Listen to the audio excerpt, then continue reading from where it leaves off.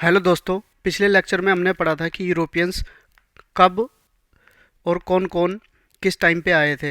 हमने England, Dutch, France और पुर्तगाल के बारे में पढ़ा था। अब हम पढ़ेंगे कि इंग्लैंड ने अंग्रेज़ों ने अपना ब्रिटिशर्स ने अपना पावर कैसे बढ़ाया। और हम सिर्फ ये इस कॉन्टेक्स्ट में पढ़ेंगे, बंगाल, मैसूर और पंजाब के कॉन्टेक्स्ट में पढ़ेंगे कि इन्होंने कैसे इन जगहों पर इन राज्यों पर कब्जा कैसे करा।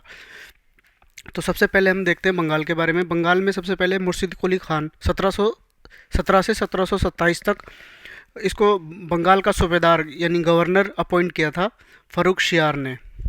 और ये आखिरी गवर्नर था बंगाल का जो एम्परर मुगलों के द्वारा अपॉइंट किया गया था। बंगाल का गवर्नर आखिरी गवर्नर था ये।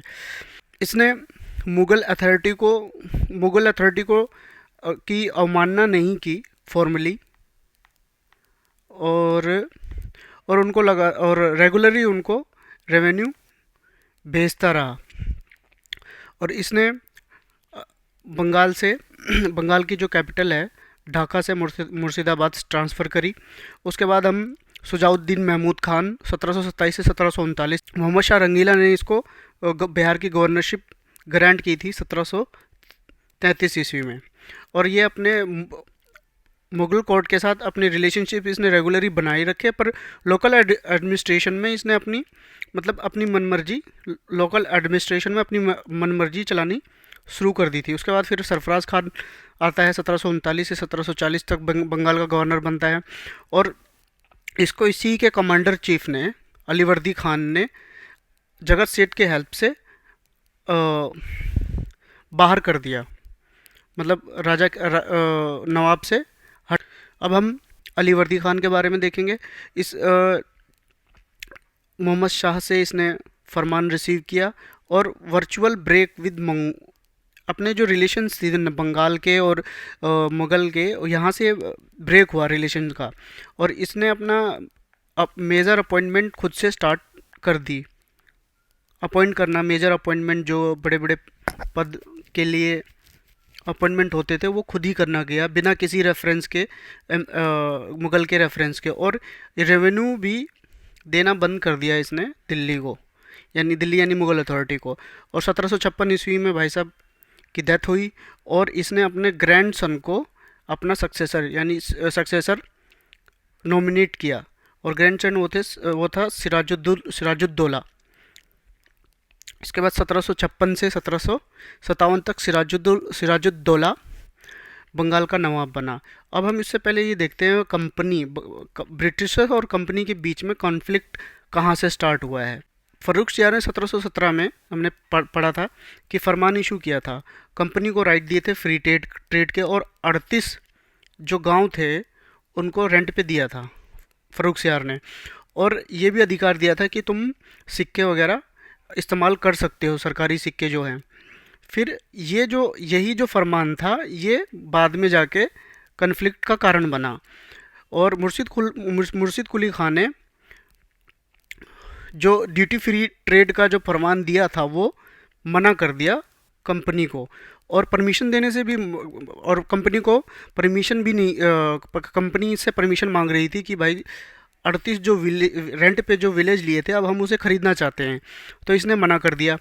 और फिर उसने एक चीज़ और मना करी, जो सिक्कों को बनाने का जो प्रिविलेज मिला था इन्हें, ये भी इसने मना कर दिया। और फिर 1755 में अंग्रेज़ों ने अपनी मनमानी शुरू करी और कोलकाता के आसपास अपने किले बनाना शुरू कर दिए।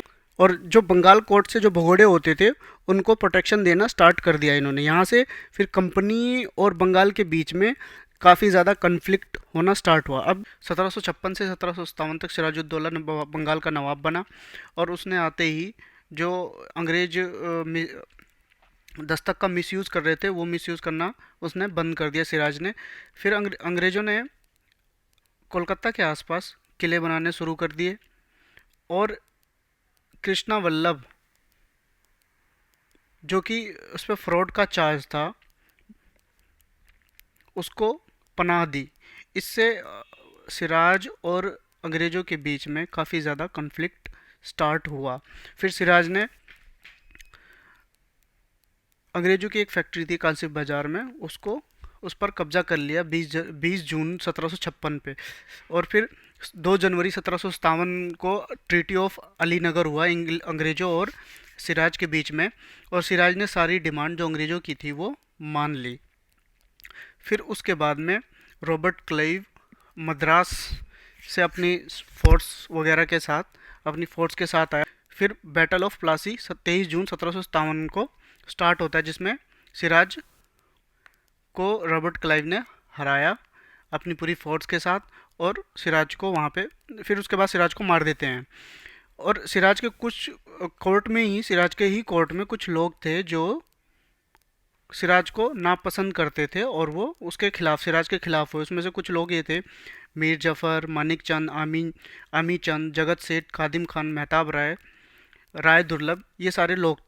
अंग्रेज़ों ने मीर जफ़र को बंगाल का नवाब बनाया, और इसने फ्री ट्रेड का अधिकार बंगाल, बिहार और उड़ीसा पर अंग्रेज़ों को पूरा अधिकार दे दिया कि फ्री ट्रेड करो। लेकिन उसके बाद फिर अंग्रेज़ों ने इसको भी बंगाल की गद्दी से हटा दिया और मीर कासिम को बनाया। मीर कासिम ने फिर आने के बाद ड्यूटी फ्री ट्रेड, जो सिर्फ अंग्रेज़ों के लिए ही था, इंग्लिश मर्चेंट के लिए था, वो इंडियन मर्चेंट के लिए भी कर दिया कि अब वो इंग्लिश मर्चेंट और इंडियन मर्चेंट दोनों मतलब इक्वली ही ट्रेड कर सके, ड्यूटी फ्री ट्रेड कर सके।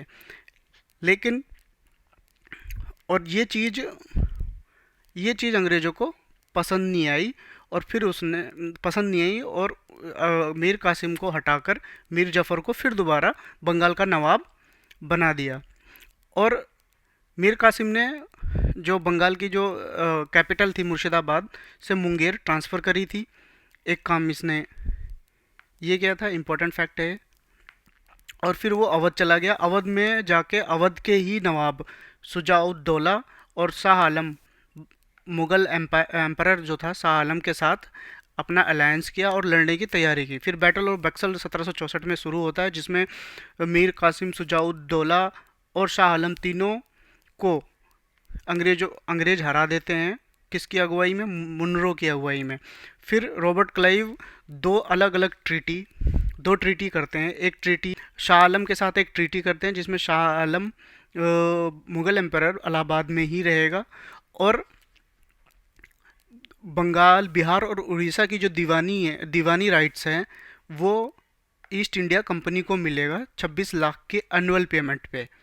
और दूसरी ट्रीटी शुजाउद्दौला के साथ करते हैं अंग्रेज कि इलाहाबाद और कारा का जो एरिया है वो शाह आलम को देंगे। ये 50 लाख रुपए जो युद्ध का हर्जाना है वो कंपनी को शुजाउद्दौला देगा।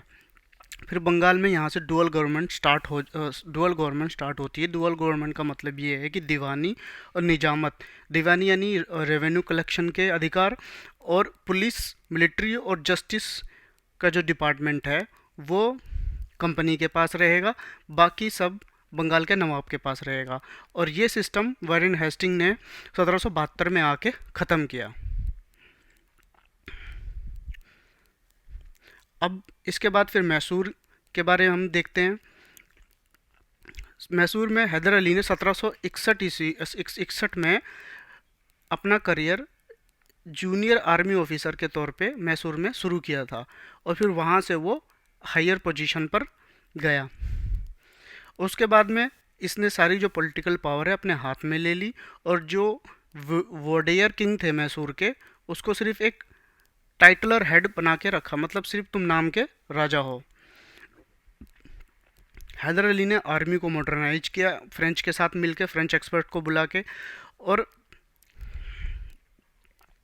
फिर हम फर्स्ट एंग्लो मैसूर वार 1766 से 1769 के बीच में होता है, जिसमें हैदर अली को ब्रिटिश हरा देते हैं, और फिर ट्रीटी और मद्रास 1769 में होती है।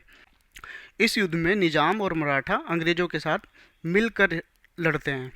फिर सेकंड एंग्लो मैसूर वार 1780 से 1784 में स्टार्ट होता है, जिसमें वैरेन हेस्टिंग वैरेन हेस्टिंग इस वजह से शुरू होता है कि वैरेन हेस्टिंग जो जो फ्रेंच का पोर्ट है माहे, उस पर अटैक करता है, जो कि हैदर अली के एरिया में आता है।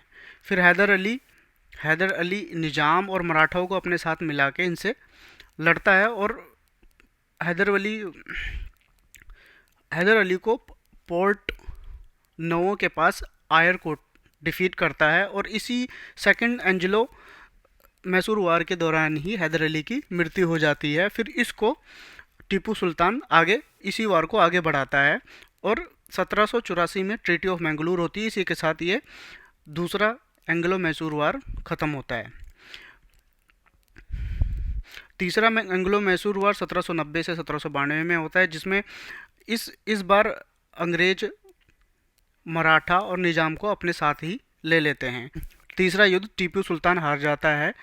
फिर अंग्रेज़ों के साथ ट्रीटी ऑफ श्रीरंगापट्टनम 1792 में होता है, जिसमें अपने पूरे एरिया का आधा एरिया ये अंग्रेज़ों को दे देता है। चौथा एंग्लो मैसूर वार 1799 में शुरू होता है, जिसमें लॉर्ड वेलेस्ली अटैक करता है और टिप्पू इस चौथे युद्ध में हार जाता है। अब हम पंजाब के बारे में देखेंगे, जो कि सिख रूल का जो फाउंडर थे वो महाराजा रणजीत सिंह थे। फर्स्ट एंग्लो सिख वार 1745 से 1746 में होता है, जिसमें सिख 4 बैटल हो रहे होते हैं, मुंडकी, फिरोज शाह, अलीवाल और सोबराव।